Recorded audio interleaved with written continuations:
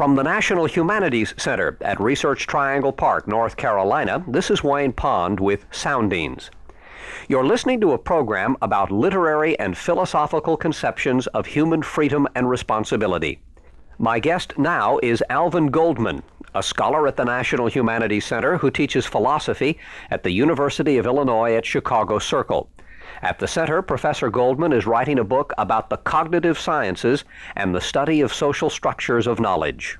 Historically, of course, theological writers were very concerned with this issue and wrote some of the most important early contributions to this debate. Who, for instance? Well, St. Augustine is certainly one, and one of the early ones who wrote influentially, and he believed.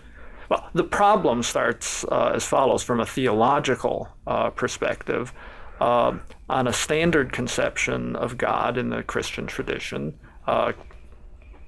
God is omniscient, knows everything.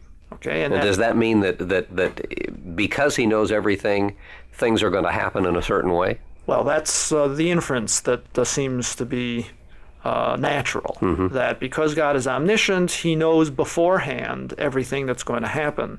And if he knows beforehand everything that's going to happen, then it must be necessary that it's going to happen that way. At least that's what a lot of people have been tempted to say. But if it's necessary that it's going to happen a certain way, then a conclusion many people would draw is that people aren't free to make things happen one way rather than a different way. Sure.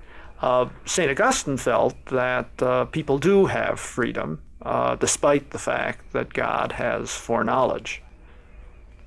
The fact that he knows it doesn't necessarily make it happen.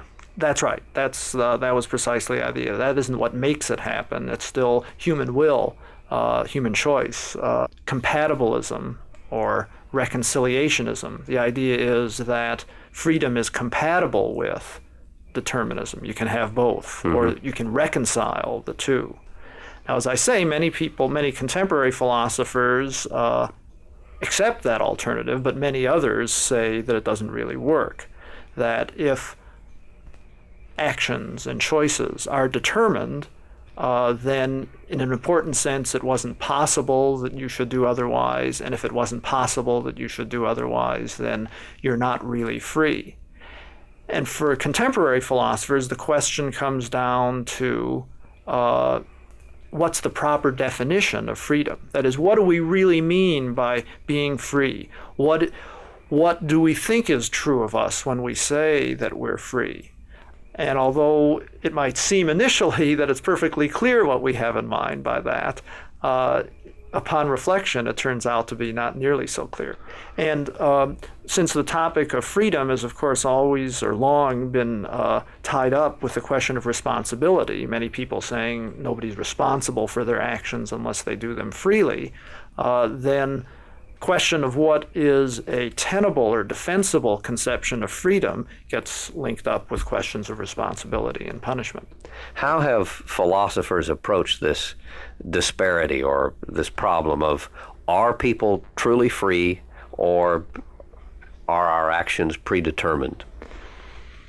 There are three basic positions that have been debated and are still debated and taken seriously by different people.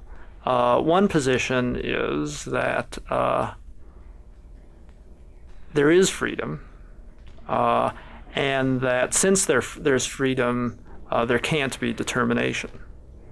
So we must not be determined, or we aren't determined. Okay, a second position is there is determinism, and therefore there isn't freedom. We're not free. It's an illusion.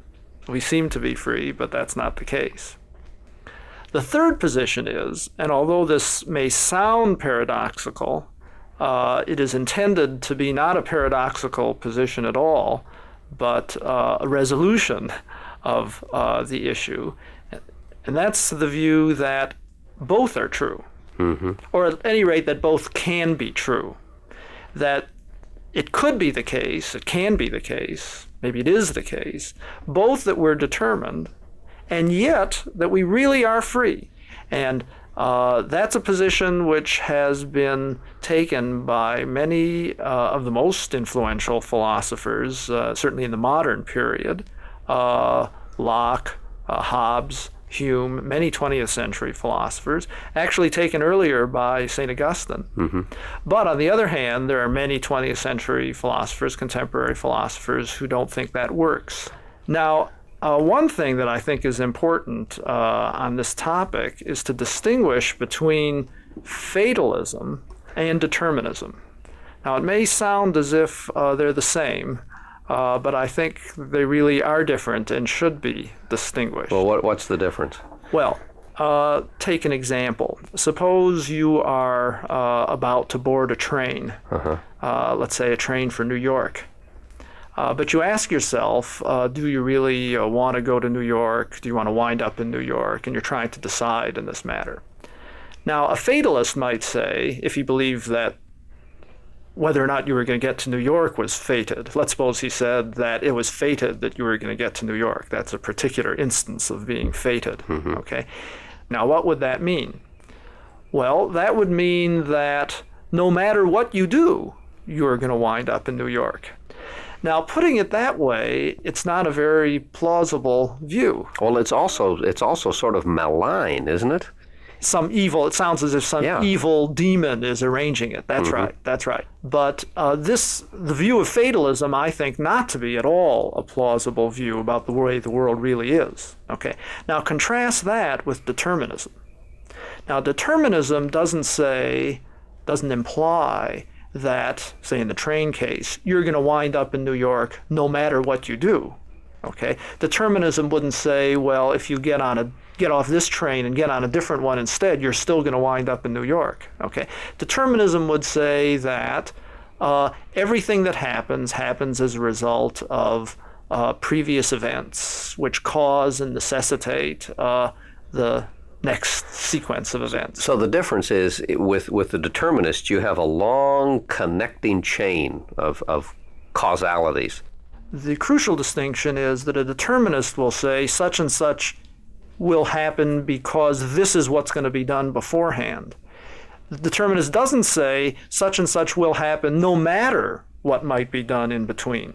See, the fatalist says no matter what is done now, such and such, the very same thing is going to happen later. It doesn't matter whether you stay on the train or whether you get on a different train or you go home and try to go about your daily business. No matter which of these things happens now, you're going to get the same result. You're still going to wind up the same way. Now, a determinist doesn't have to say that and doesn't in general say that. I see. Okay.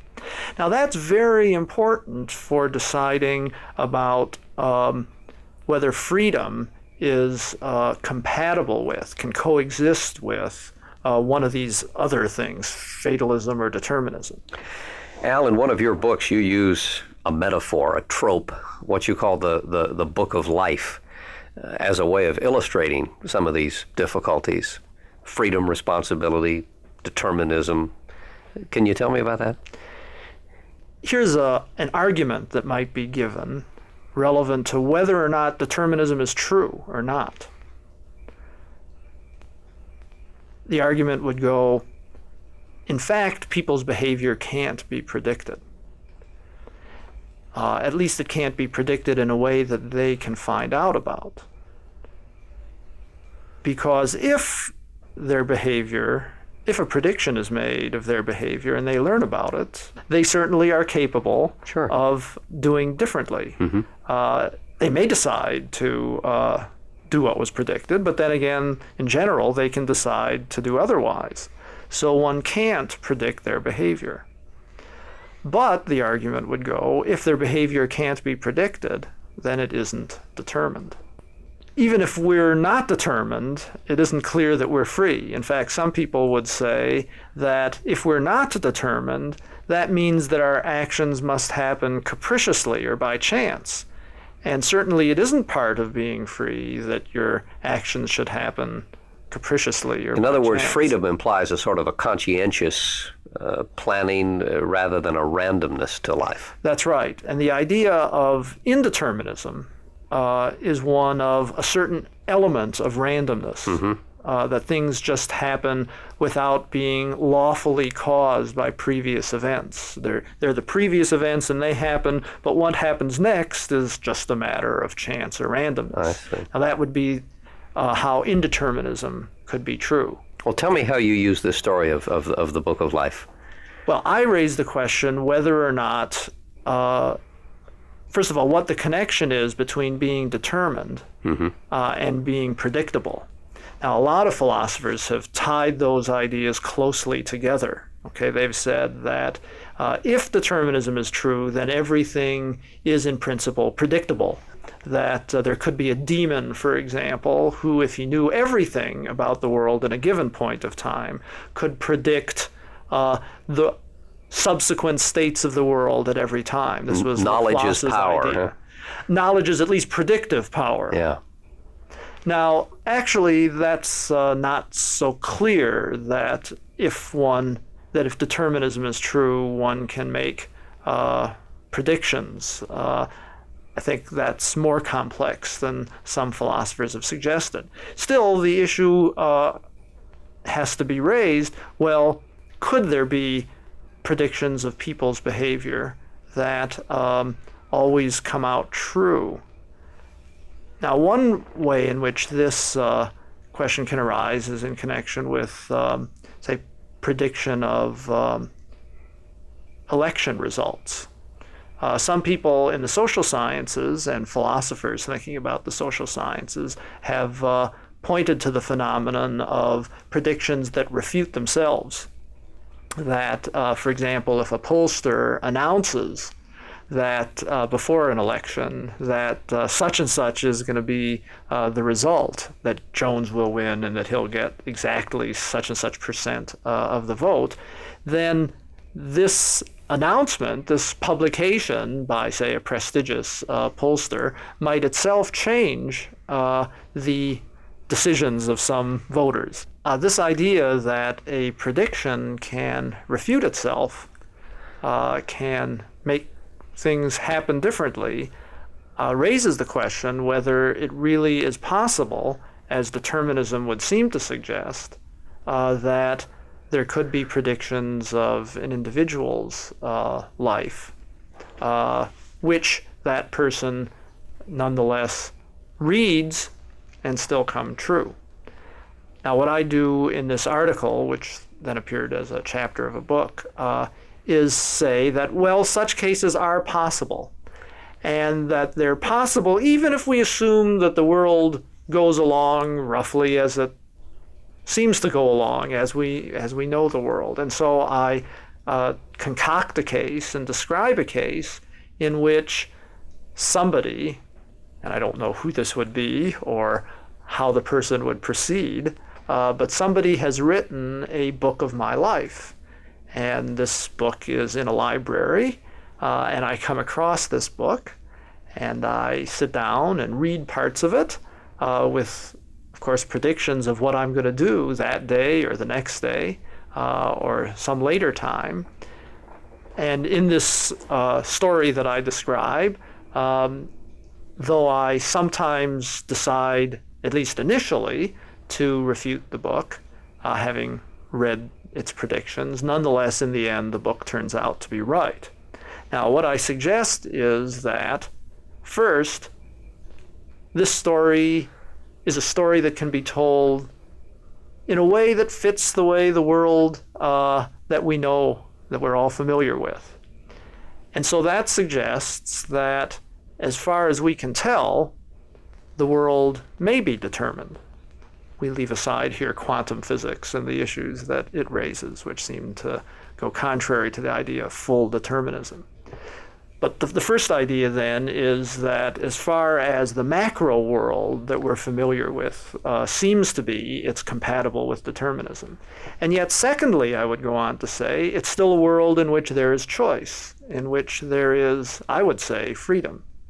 So it seems to me that there is a possibility of things happening which would go along with determinism, and yet those things would not belie or be inconsistent with freedom and choice. There would still be genuine choosing of what one does, even though the book will have realized that these choices would be made and written them down.